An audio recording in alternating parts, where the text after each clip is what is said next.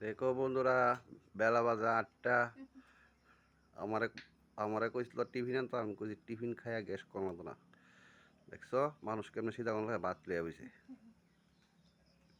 চাও চাও, এদিকে চাও।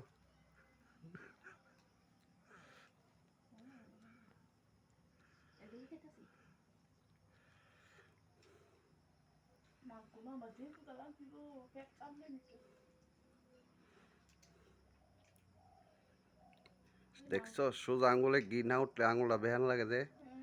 টিফিন আনতাম না বাড়িতে, টিফিন খাইলেই গ্যাস, গ্যাসের বুড়ি গ্যাস, গ্যাসের বুড়ি গ্যাস, টিফিন আর আইতো না করো।